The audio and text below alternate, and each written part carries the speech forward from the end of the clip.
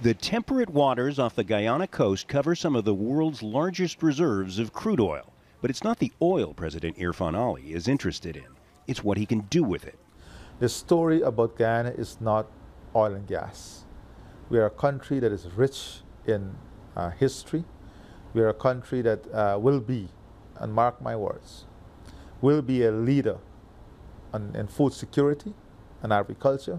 And importantly, we will be among the best ecotourism destination you can find.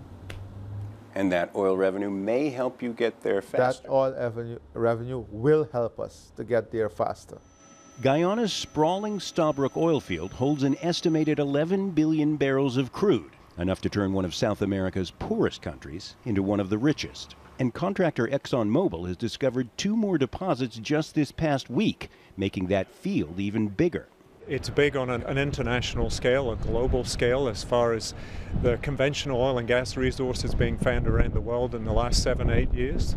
But also at a national level, this is transformative for the country, for Guyana. Critics in the opposition party warn of the so-called resource curse that struck other oil-rich nations. It's where some benefit greatly while most miss out. Stock market has gone up in only a few years, 400%. But the minimum wage has only gone up 36% in the same time period. And so you've seen a huge escalation in terms of inequality. Some 40% of Guyanese live in poverty, earning below $5.50 a day, according to the World Bank. The influx of oil money has raised rents along with the height of buildings in the capital of Georgetown, center of the petroleum boom.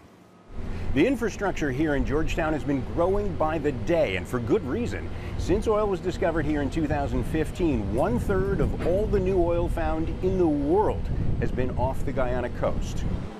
Only a decade ago, Georgetown's Demerara River was a sleepy port. Today, it's a hive of activity as oil service vessels shuffle back and forth to offshore rigs. The world is trying to move away from oil.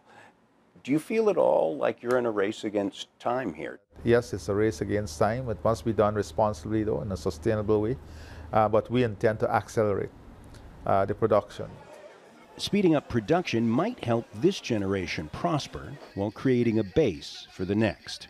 John Hendren, Al Jazeera, Georgetown, Guyana.